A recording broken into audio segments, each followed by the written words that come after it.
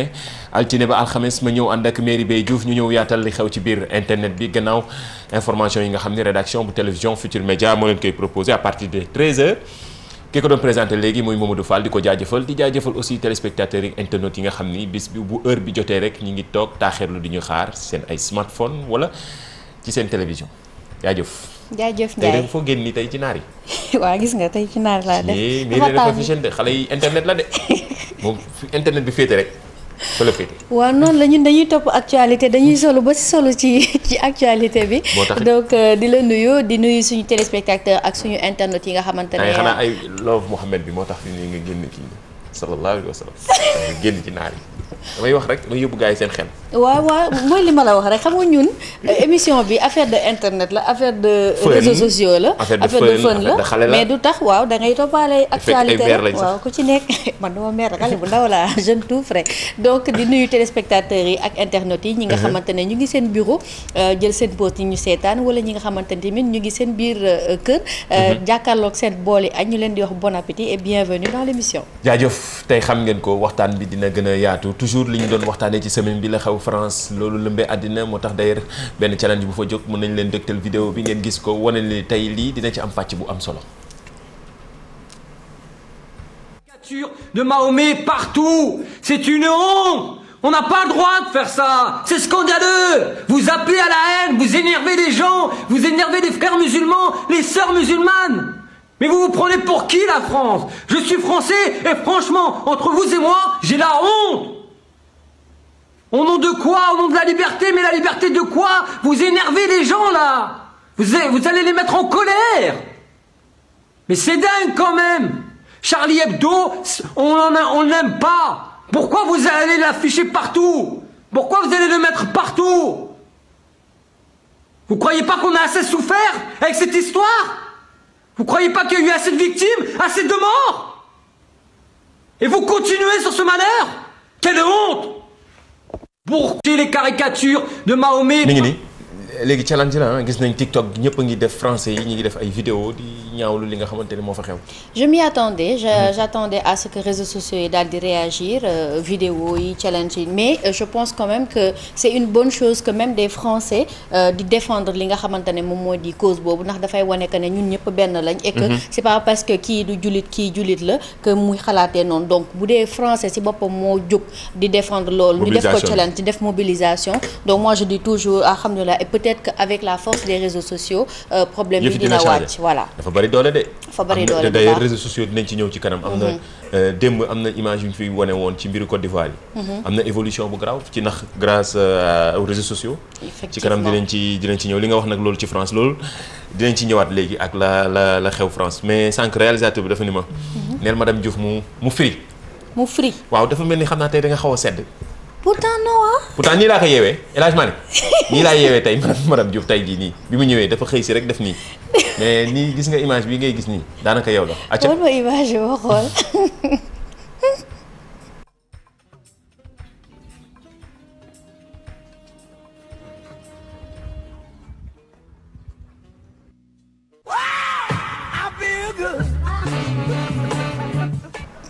mi ngi nii. kon léegi maay ginaar bi. non tey da nga xawoon kii daal mais bi ma leen nee hey Merry da ngaa jóg concentré waat. non ñu ngi si billaay pourtant nag sedduma de. non sedduma. bul justifié wu dara. c'est que El Hadj Malick dafa ma solo El Hadj Malick bàyyi tooñ. waaw oustaz du tooñ. mais xanaa man maa garaaw di ma créé vidéo bi. nii waaw mais dama doon laajte parce que sànq c'est vrai que Youssou mi ngi ko doon laajte mais ginaar est-ce que dina tëddee noonu tamit. nelaw mais jàppal ni ginaar dafa tayal rek di jàpp njaaxam di nelaw. nii ñu tegal ko yuuxu ko daal. yuuxu bi moom accéléré musique bi moom kuñ ko tegal nga jóg par force. mais motivation tamit baax na ci de. waaw motivation dafa baax. am na benn vidéo bu am solo buy jàll ci réseaux sociaux yi depuis États-Unis sax d'ailleurs. boo xamante ne dañu koy proposer gars yi ñu seetaan ko xam ne motivation amul xale amul mag détermination totale. ay ci ñu xool surtout gars yi nga xamante ni ñi ngi xalaat ay immigration wala ay jël géej kii bi. waaw c'est un rapport aussi. mais nga toog fii sa dëkk gëm ko da nga ciy génn xoola vidéo bi lu ne mën nga ko ci jàngate.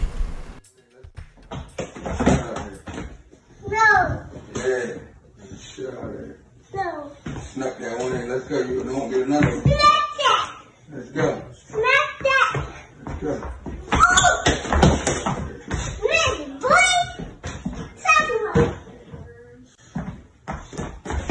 Turn away.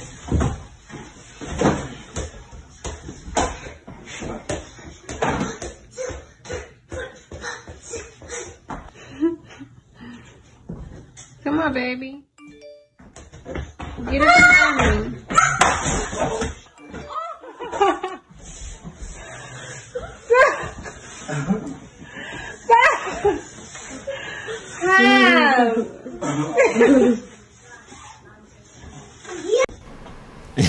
xale bi nag montré na le parfait exemple lay mooy peu importe les difficultés que tu vas rencontrer dans ta vie il faut toujours que tu insistes.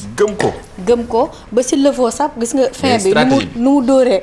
mais stratégie dafa baax ci lépp wut pexe. sonal nga ma ñu xaaree ko fee mu tante na ñaari yoon moo tax gis nga àddina du los kii la vidéo yi comme ni ñu koy waxee yokk doole ci réseaux sociaux yi dañ koy gis souvent c'est significatif waaw dolli jëf ay vidéo yoo xamante dafay expliquer un peu dina nekk lu xaw a reetandu mais dina jàngale mais da lay leer la xale bi ñuy jàngal lii mooy nekk mag boo xamante ne ni bu jugee mais ci sport bi mu nekk ni dafay gëm ni fii dara waru ko mën a même bu dul si sport bi sax mais dans sa philosophie de vie de chaque jour su nekkee rencontre benn problème dina essayé waat ba keroog muy am ndam ci li mu bëgg. jaajëf leneen li moo tax loolu dañuy gën a insister ndaw ñi ñu des fii ci réew mi jarul jël gaal joxe 300000 wala 350000 ak leneen ngir jël ci gaal gi dugg ci. ngir dem naaw ba dem kaaw googu nga xamante ni gars yi dañuy vendre ay rêve rek dañuy naan nii la mel te en réalité dëkkul noonu ñoom ñoo fa ne. dañu am jafe-jafe liggéey dañu am jafe-jafe seen ay ndaw fi mu ne nii am fu ñu dugg ndaxte yëf yi 2020 métti na corona bi sonal na leen. ñun nag dañ ko gëm fii quelles que soient les difficultés nag. quelles que soient les difficultés te gis nañ ni ba tey gaa yaa ngi dem démb ñu ngi jotaat ay xibaar que ni gis nga tey presse bi ñëpp génn nañ ci am na ñu doon jéem a demaat tamit ñu jàppaat leen ñenn ñi di faatu ci ndox mi ndax loolu nekk na situation bu compliquée. waaw mooy li nga wax rek près de 200 jeunes yoo xamante ne dañ leen daal di arrêté dañu daal di jël pirogue bi bëgg di dem ñu daal di si arrêté 8 personnes ñu leen di ñaax rek ngeen di daal di def attention encore parce que ñu ngi lire sànq ci xëtu yéenekaay yi que ne am na si xale yi gaañu ñenn si seen i waajur yëguñu woon sax nekk ne ñoom demoon nañ ci gaal am na kenn koo xamante ne moom yaayam bañ ko waxee dafa ne moom doom ji dafa tàggoo woon ne day dem màggal après mu nekk Dakar donc yëgul woon sax nekk ne jël na gaal gi keneen itam noonu bu ñu ñëwee di ko wax yaay ji moom dafa daal di tiit am njàqare ndaxte yëgu ko fi woon am na yeneen te comme ni ko Ndiaye waxee rek corona bi impacté wul rek suñu dëkk yooyu ñoom ñuy dem di bëgg fekk ji tamit daf leen impacté ndax situation bi fépp la metti mais comme ni nga ko waxee am gëm-gëm comme vidéo bu ñu wane sànq gëm na ne léppay baax et puis vous donnez les moyens même bu dee metti na te xam nañ ne metti na mais daal gën si sëgg rek te tëbaay jàpp tëbaay ci kaw tamit ndimbalu ñi nga xam ne ñoo ñu jiite yërëm ndaw ñi ndaxte jeunesse bi dafa sonn nañu il faut ngeen gën leen jàppale wan leen yoon yi ñu gën a gëm ni et puis ñuy gis ci ñoom espoir tamit loolu dafa am solo ndaxte ñun ay ndaw lañu ñu comprendre gars yi li ñuy dund ñun ñëpp dañ koy dund muy tar lool mais dañ koy gën a gëm rek ku nekk ca la nga nekk da nga ko jàpp rek mu gëm ni dina baax xam nga ni fii waa Pikine yeeg fële ca Ndar daanaka da ngay dégg ay témoignages yu doy waar yoo xamante ni gis nañ télévision Futurs Médias liggéey bu am solo bi mu ci def témoignages yi nga xamante ni aussi parents yi wax nga ko dañuy làqatu sax seen parents yi mais benn explication rek lañ lay wax dañu bëgg a dem tekki dimbalee ndey ak bàyyi loolu lañ lay wax mais tamit am na leneen lu ci nekk lu ci am solo xam naa dañ ci ñëw gën ko yaatal mooy pression sociale bi gis nga image yi mujj gi dañ ko def ay challenge ndaxte ñoom ci biir gaal gi dañuy def ay vidéo di ko dugal ci TikTok bi ñëpp di ko partager ci réseaux sociaux yi mu nekk lu yéeme di woo gars yi naan leen kaay leen ñëw leen bi laay ñëw bu leen dem fii de ay deew ak loo xamante ne bu kenn sacrifier sa life pour ci ay yëf yi nga xamante ni gis nañ ni jëmalewul kenn kanam dëgg la li gën a am solo bu ñuy won tamit exemple tamit ñun médias yi dañuy waxtaan entre ndaw ñun ñëpp ñi won exemple ndaw ñi nga xamante ni dañ ko ñafe fii ba génn ci am nañ ay exemple chaque jour am nañ exemple on en a mais ñu ñuy won ndaw ñi nga xamante ni ñi ngi fi di ko taqale di ci génn waaw dinañ leen ci indil sax balaa semaine bee jeex incha allah pour wan leen ko mais Ndiaye tamit li mu wax dafa am importance mooy suñu autorité yi nga xamante ne ñoom ñoo ñu jiite ndaxte pression sociale bu demee ba am nu mu tuddati nu muy def xale rek dafa fekk ne que ñi nga xamante ne ñoo ñu jiital ngeen baal ma mais ñi nga xamante ne ñoo ñu jiital moo looloo des daal et structure ngi fi lu ci nekk ngi fi mais parents yi tamit xam nga non parents yi sax c'est vrai mais parfois dañ naan la pression sociale boobu ngay wax. mais loolu la dañ mooy sa morom a ngi nii. sa morom a ngi diw. góorgóorlu ba yegg ni moom nana nii nana. voilà na ku nekk di ñafe ni mu ko doon. ni ñu xam ne que ne fépp la méttee. lijjanti sa bopp rek ñu xamante ne fépp la méttee autorités yi aussi jàpp si. gën si jàpp parce que bu ñu gën a yokk li nga xamante ne moo di structure yi. gën a yokk li nga xamante ne moo di communication yi gën a def li nga xamante ne jeunes yi dañ leen di ñeme. ñëw fekk si leen pour mën a déposer seen i projet te tamit ñu bañ a ku ci déposer sa projet nga xëy sa ba gis sa projet feneen loolu yëpp. c'est des facteurs nañ ko wax dañ koy waxtaanee entre nous. La responsabilité elle est partagée autant pression sociale autant jeunes yi bëgg a dem. autant autorités yi donc nañu daal di xool nu ñu mën a régler situation d'autant plus que il faut que ñu wax quand même que ne lépp luy immigration clandestine il y a une loi boo xamante ne 2005 la génn c'est passible d'emprisonnement et d'amende allant de 1 million à 500 000. donc nañ ko non en tout cas ñi nga xamante ne ñoom ñooy. def trafic boobu ñoom loolu la loi bi wax ci ñoom. donc ñu daal di bàyyi xel ci loolu bu baax te di ñaanaat encore autorités yi. ñu jàpp ci bu baax parce que en fait c'est la jeunesse de demain c'est-à-dire l'avenir de demain plutôt c'est pas la jeunesse mais c'est l'avenir ñi nga xamante ne suba ñoom ñoo war a jiite réew mi. ñoom ñooy nekk di dem. jaajëf am na solo sa message am na solo loolu li mairie wax nii moom la gars yi di commenter ci réseaux sociaux yi mooy message yi nga xamante ni ñëpp a ngi koy xalaat ci Facebook bi Twitter bi wala Instagram bi ba ci YouTube bi ku nekk ngi def ay live di wax gën a ñaax ndaw ñi ngir ñu toog mais tamit di jox ay solution wala gën a ñaax aussi autorités yi ngir ñu mën leen gën a mën a jàppale am na solo bu leen ko fàtte am na solo yëf yi nag métti na mais courage rek comme sànq vidéo bi ndaw ñi xale boobu nga gis nii détermination moo tax mu atteindre objectif am te loolu am na solo Merry say yaram dafa tàng de moo tax ñi waa Mauritanie nee na xanaa da nga am mbokk Mauritanie live yi laa jàkkaarloo. aw ma mbokk Mauritanie. aw ma nga am mbokk Mauritanie yow tamit. mais xamul ba fa sama bopp mbokk Mauritanie mais bëgg naa leen man bëgg naa leen waaw bëgg naa ñëpp daal. waaw moo tax may génne fu ne. ñii nii de message yaa ngi nii mairie fa nañ la xanaa da nga am beaucoup de cœur pour vous beaucoup de cœur. envoyé leen ñu kër yi ci réseaux sociaux yi hashtag bi sunu net la miin ngeen ko ñu ngi ci Facebook bu télévision Futur Média actuellement en live yéen ñëpp a ngi ñuy suivre gis nañu message yi ci kanam dinañ ci ñëw lim quelques messages joxe seen tur wane ni émission bi ñun ak yéen ñoo ko bokk dem leen Instagram aussi hashtag bi sunu net la live bi foofu la dem leen Facebook wala Twitter hashtag bi sunu net la YouTube aussi seen ay message dañ koy jot ci kanam dinañ ci ñëw gën ko yaatal leneen li mooy la xew France. la xew France depuis lundi ñu ngi ciy wax. situation mi ngi évoluer mais est-ce que ça évolue dans le bon sens à en croire nouvelle yu ñu am tey non pas forcément. parce que ki nga xamante ne moo di Charlie Hebdo dafa daal di jógati. daal di génne def beneen caricature ki nga xamante ne mooy président.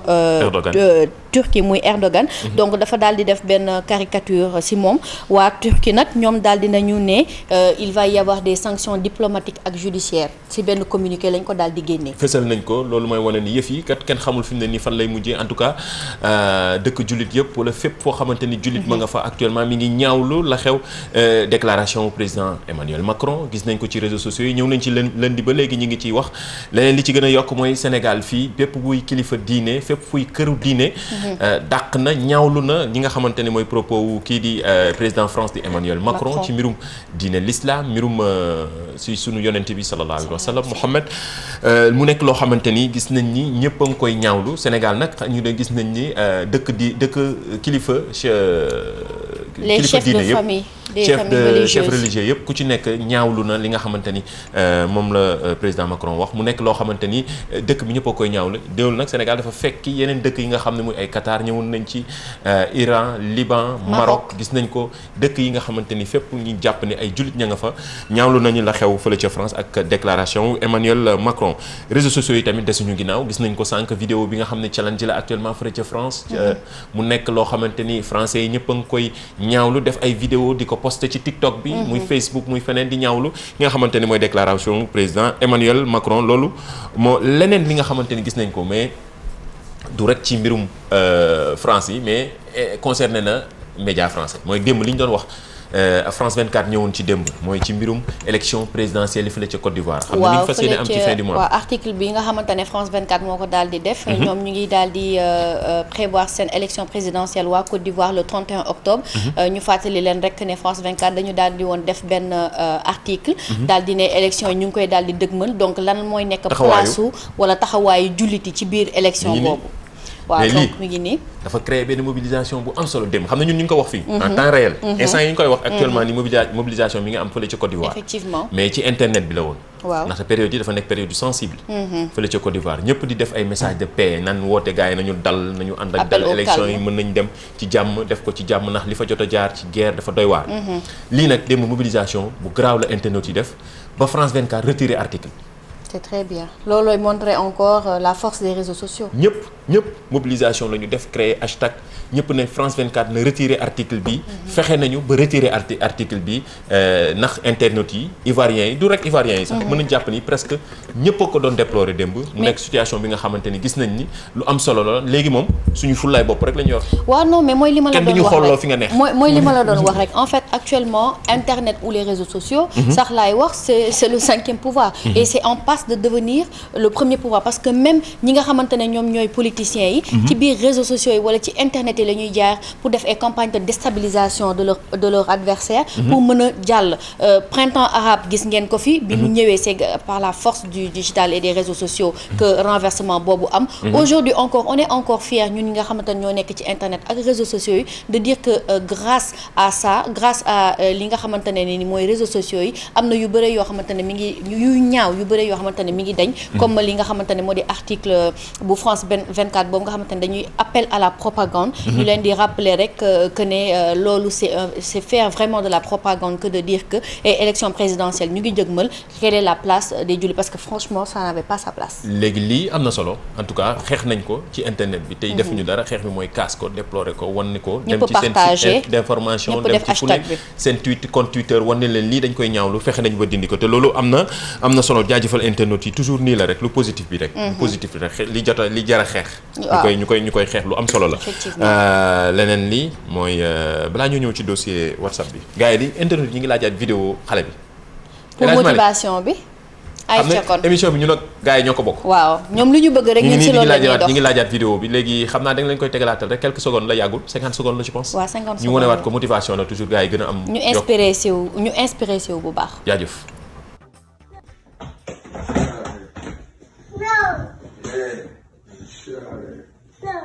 Snap that one in. Let's go. You don't get another one.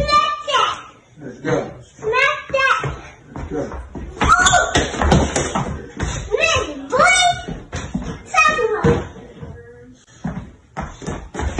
Turn away.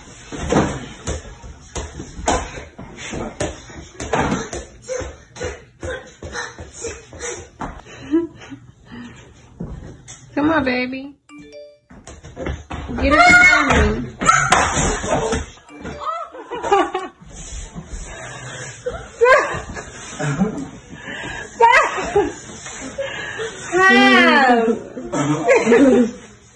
merci beaucoup El Hadj Malick gis naa gars yi ngi kontaan ci ginnaaw une très belle vidéo internet yi bëgg nañu tegalaatal nañ leen li ñu bëggoon mais loolu am na solo wax nañu nag tey nag ñu ñëw ci WhatsApp bi enfin tey information yi temps yi daf ñu topp ba mënuñu détailler mail yi seen WhatsApp bi waxal mail yi seen WhatsApp bi waaw depuis lundi ñu ngi leen koy annoncé te à chaque fois même sànq bi may yow sax am na benn mail man de chaque jour maa ngi toog di xaar affaire WhatsApp bi ndax bëgg naa xam ndax sonal naa samay doom donc tey mercredi ñu ne nag ay ca jot na nag ñu waxtaan ci li nga xamante ne nii depuis lundi ñu ngi koy togg pour yéen en tout cas suñu yaay yi wala suñu papa yi ci li nga xamante ne moo di WhatsApp donc ku ci nekk xam na application bi da ngay koy télécharger selon téléphone bi ngay am moo xam Play Store la wala App Store boo ko daal di télécharger nga daal di da ngay daal di dugal sa numéro de téléphone léegi boo daal di dugal sa numéro de téléphone dinañ la yónnee benn message boo xamante ne moom mooy nekk validation bi boo ci xasee ba dugg nag li nga leen di njëkk a jàngal tey suñu yaay ak suñu papa yi mooy li nga xamante ne moo di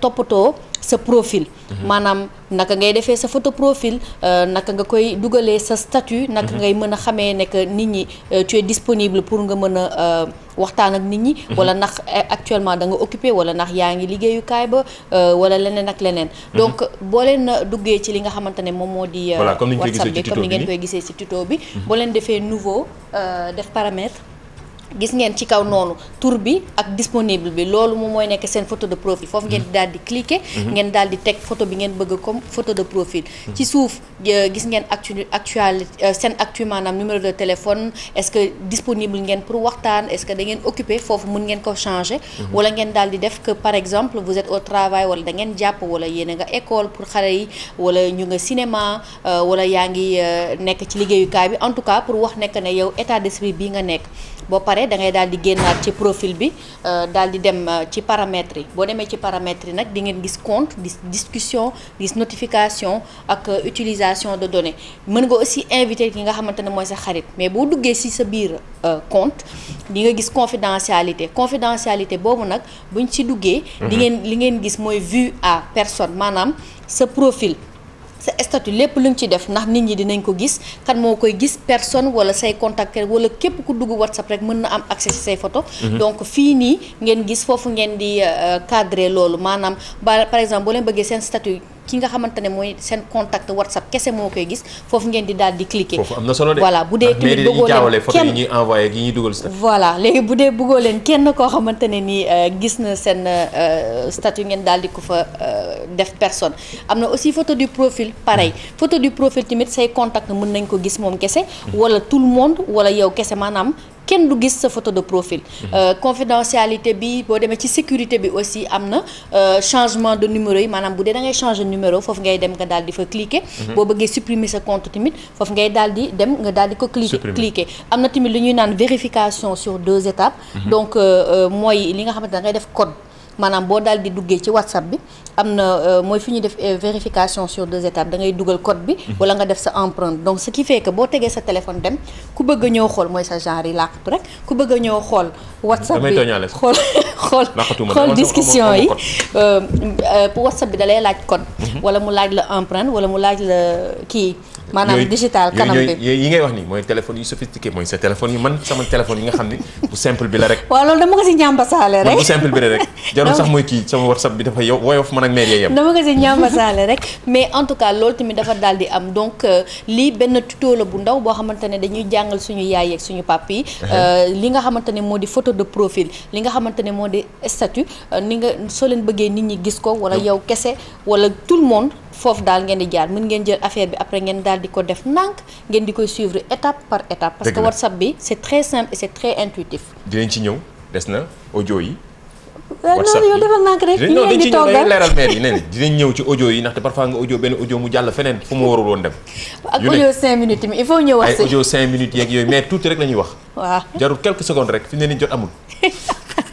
sama yaay laay jaar yaa ngi tendance de yaa ngi tendance 2 heures de temps la ak message transféré yi yooyu yëpp dinañ si ñëw mais aussi Ndiaye pour jeunes yi nga xamante ne gën nañu maîtriser WhatsApp xam nga yenn saa yi da ngay toog ni jékki-jékki rek ñu ajouté la ci benn groupe dëgg la te loolu doo ko bëgg am na tamit ci WhatsApp soo demee ci paramètres yi di nga mën a bloquer sa bopp ba nga xamante ne n'importe qui du la daal di mën a ajouté ci li nga xamante ne moo di groupe donc bu ñu lay waaj a ajouté dafa lay il faut que ñu yónnee la invitation donc yow nga accepté am na solo moo tax ngay moo gën ngay jékki-jékki rek gis sa bopp ci benn groupe am na solo moo tax internet yaa ngi la koy wax nii am na solo trop dinañ ko ñëw étape par étape la genre tuto la nii la ñuy def ak yéen bu ñu paree ci WhatsApp dinañ ko def ci Facebook dinañ ko def ci Twitter dinañ ko def ci yeneen plateforme yi LinkedIn pour ngeen gën ko maîtriser mais surtout WhatsApp bi nga xamante ne mais rek payi moom lañ jël fi mu ne nii am na beneen sax Telegram mais boo maîtriser guñ ko gars yi non Telegram moom xaaral non Telegram am na beneen non Telegram en fait seetaankatu film yi ak série yi ñoo fa nekk mais loolu dinañ fa ñëw dinañ ñëw si loolu mais monteur bi aussi defal na la tuto bu rafet waaw lii explication bi dina leer parfois sax bu ñu xawee juum dañ dem ci YouTube bu télévision Futurs Médias exactement duggaat fa daal di xool tuto bu Merry Beye Diouf wala li xew ci biir internet bi jaajëf bravo tàccu nañ la internet yaa ngi lay sànni ay kër kon nañ def nii jaajëf WhatsApp la wala Facebook wala Twitter am na nag ñuy def ay action citoyenne bari nañ jot nañu ay message bu ci nekk ak jot geeg parfois ni muy xatee moo tax du ñuy bëgg di ñuy yéex a jàllale yenn yëf yi comme action citoyenne waa Géejawaay je m'engage image yi nag nekk na image yu lëmbee réseaux sociaux yi ñii liggéey bu am solo gis naa ni sax ay médias étrangers yi ñëw nañ ba ci ñoom di leen defal ay reportage ndaxte yenn xeetu garab yi dafa nekk en voie de disparition mooy filao yi. waaw en fait ñoom ay filao la ñu daal di jël daal di ko saxal. et tout ça c'est pour lutter voilà c'est pour lutter contre l'avancée de la mer maanaam géej gi ni muy jegee noonu. donc ñoom ñu daal di saxal filao xam nga filao buñ nga daan dégg jamono bu ñu nekkee xale. nga daan gën a dégg filao donc garab bu raar la ñu daal di ko ñoom jël daal di ko saxal daal di defar nag li nga xamante ne moo di plage bi. ba mu rafet donc waa Guédiawaye je m'engage félicitations à vous et merci. pour voilà seen 1000 francs yu am jom noonu lañu tudd loolu laa gis ñu bind ko nee nañ seen 1000 francs yu am jom lañuy collecté wax rek dajale ko wax nañ ko du immigration clandestine am na ñu fi des nii góorgóorlu bu baax te image yu am solo la ku nekk nga koy jéem a def ndax nee nañ côté corniche VDN 3 bi xam na loolu dañ place filao yi la woon effectivement léegi dañ ko def VDN ni mu nekk am ay kër ci beneen wàll bi ñoom nee nañ xëccoowuñu loolu dañoo dem ci wetu géej gi espace boobu daal di koy defar mu nekk suñ am corniche bu rafet. c'est vrai que Mamadou il est important de signaler que ne ñi nga xamante ne dañuy def seeni action citoyenne xaaruñu ci Masamba xaaruñu ci Mademba xaaruñu ci benn autorité ñoom ñooy xool nekk xam ne que ne seen koñ soxla nañu defaraat ko et que seen koñ la seen valorisation koñ la moo tax ñu daal di def seen propre cotisation defar seen koñ parce que sa dëkkuwaay yow yaa ko mën a defar ba mu baax pour say doom mën ci màgg say rakk say tonton daal di si mën a évoluer am na solo leneen li balaa ñoo dem ci kii kan la lii lan la gars yi dañuy envoyé ay love Mouhamed comme ni mu demee ci Facebook bi xaar ma envoyé ko réalisateur bi xool ba xam ndax dina efficace pour montrer ko gars yi mooy challenge bu bees bi gis ci seen bopp gis ngeen voilà we love Mouhamed challenge waaw lii am na solo nag waaw benn kii la benn challenge boo xamante ne Facebook moo ko daal di proposé gisoo si suuf noonu dañ lay defaral essayer dugg naa ci tey ci suba dugg nga ci ma xëy yër Facebook moom laa ci man tey xoolaguma sa profil sama Facebook tey sa statut rek laa actuellement plus de 4 millions d'internautes yoo xam ne dugg nañu di fàttali ni réseau social bi mi ngi ci 2 milliards de personnes. 2 milliards de personnes donc di wax ne que ne Facebook aussi mi ngi participer largement à li nga xamante ne moom mooy lutte boobu donc comme ni ñu ko waxee woon démb à chaque fois qu'il y a un événement filtre day génn wala challenge génn donc bii nag moom mooy challenge We Love Mohamed Rasulullah sallallahu alayhi wa sallam. donc su leen neexee rek mën ngeen ko daal di essayer def ko seen timeline. gis naa ni dafa xew fi ne nii amul su leen neexee ñëpp a ngi ci. di wane sa bopp di wane ni diine l'islam dafa am solo bu kenn xeebal kenn diine. bu kenn ŋàññi diine kenn lu am solo la. surtout ci jamono ji ñu toll am nañ leneen priorité yaa ngi feneen. je pense bien corona bi moo ëppoon solo bu mu fop nga wax ko parce que ñoom déjà ñu ngi vivre une deuxième vague. waaw ñu ngi waaj ko fi ne fii ak jeudi. waaw ñu ngi noonu di tëju. kon baax na kii kan la lii lan la réalisateur bi bii mooy rubrique bi gaa yëpp di xaar démb nag bàyyi woon nañ fi kenn gis nañ ni ñëpp trouvé nañ ko. mairie kii kan la. kii nag moom mooy guide religieux la par sa naissance déjà ancien porte-parole du khalife général de Ndiassane kii mooy Ahmed Bachir Kounta donc moom tamit guide religieux la woon mais taxut mu nekkoon un éminent et grand journaliste donc moom nag benn trait d'union la woon entre li nga xamante ne moo di religion yi ak confréries religieuses yi si tarixa yi moo xam Touba moo xam Tivaouane en passant par Thiénaba Medina Baye ak Léona Niassène donc franchement témoignage ñu unanime la ñu doon am ci li nga xamante ne moom moo di kii di Ahmed Bachir Kounta donc moom tamit figure journalistique la woon parce que ñëpp a xàmmee woon nañu kanamam fële ca RTS mu doon présenté foofu journal télévisé donc 1957 la daal di nekk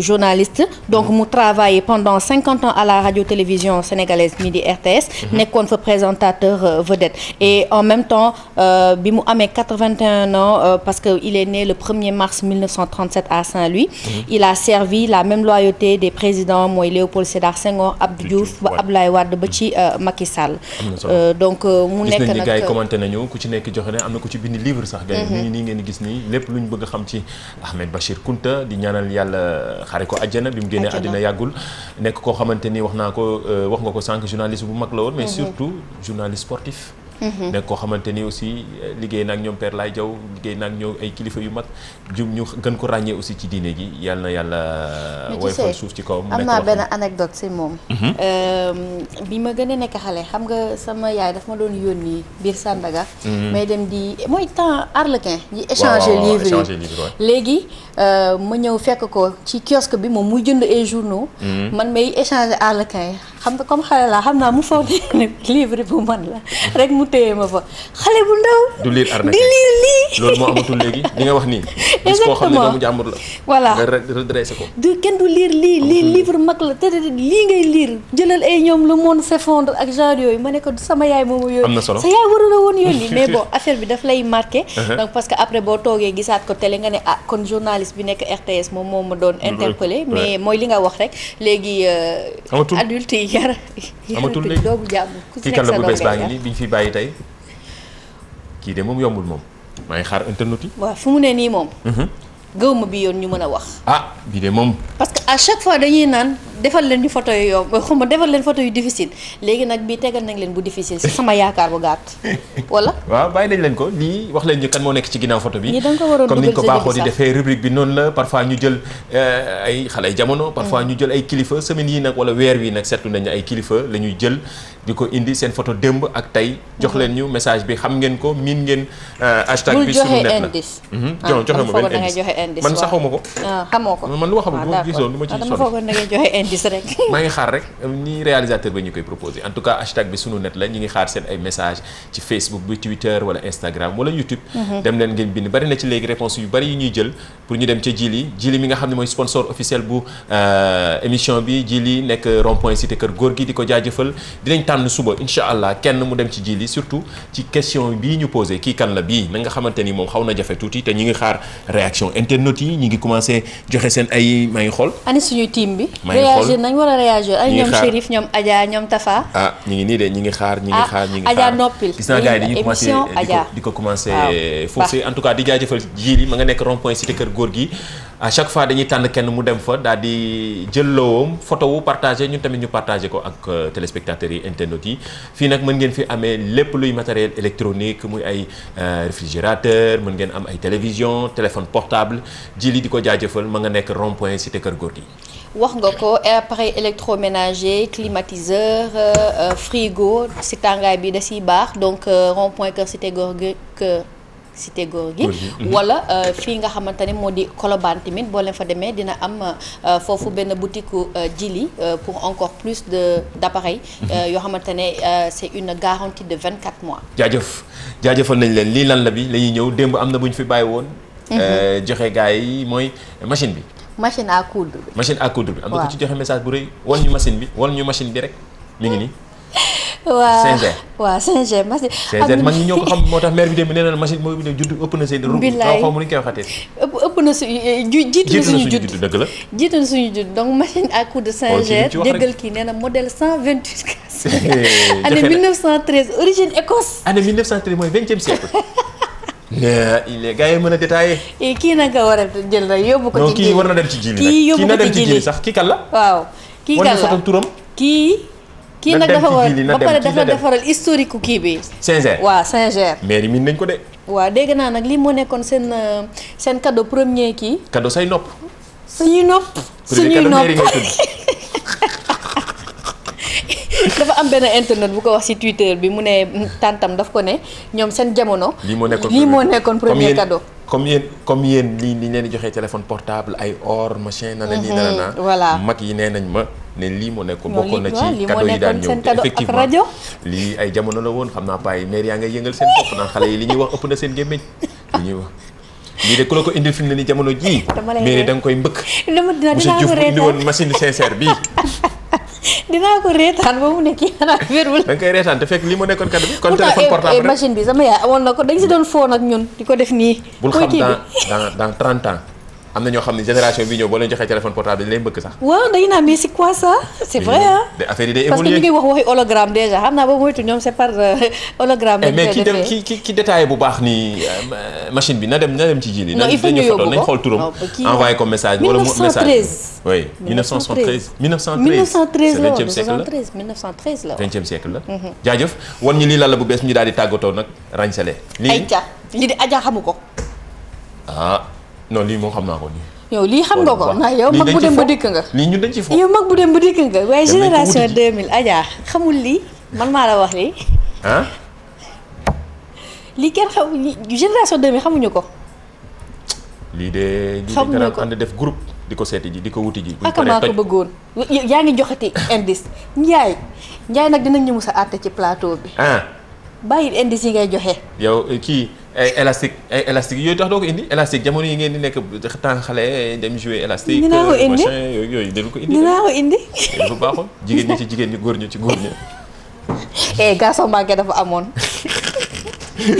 jaajëf rubrique baa ngi noonu kii kan la lii lan la loolu nag lañ leen bàyyil pour suba jox nañ leen image bi nga xamante ni moom lañ leen laaj kan moo nekk ci ginnaaw photo bi wanaat ñu ko El Hadj Malick gars yi gën ko xool gis naa commentaire yi mais gars yi ngi faussé nag. ñu ngi faussé kon kontaan nga de tey gis naa gars yi ñu ngi jàdd gauche xool leen bu baax image baa ngi nii. tey kontaan nga def leen ñu à peu près historique gu kilifa gi nga xamante ni moom lañ def ci moo nekk ci ginnaaw photo bi mu nekk dina ci am solo. waaw damay bañ gars yi joxe leen. non yaa ngi joxeeti kii bàyyi noonu. bàyyi ma bàyyi noonu. jaajëfal nañ leen mais di tàggatool nag ba suba waxtu bi jot na. waaw kon ñu leen di jox dig daje ba suba incha allah dernier numéro de seen émission lu xew ci biir internet. di leen di jaajëfal pour seen présence ak les multiples cœurs yoo xamante ne yéen a ñu ngi koy jox. déggal waa Fouta. waaw waa Fouta waa Mauritanie waa Fouta sama waa pël yi. Casamance di ko jëlee Kolda Fouta Mauritanie Ndar Géej.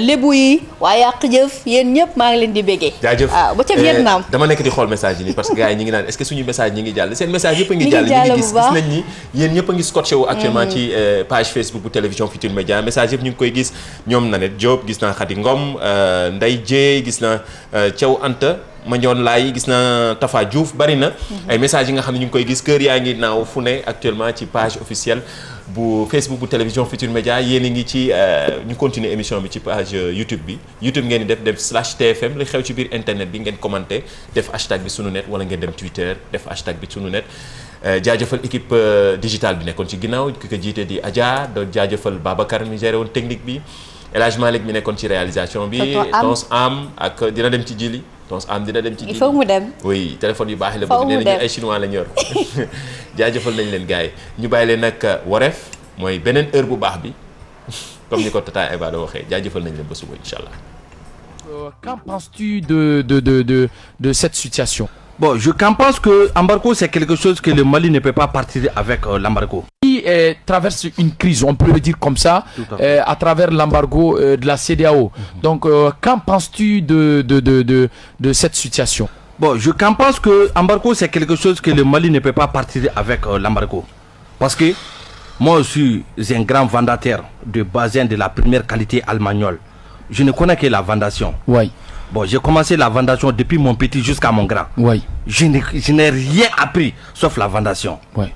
Bon.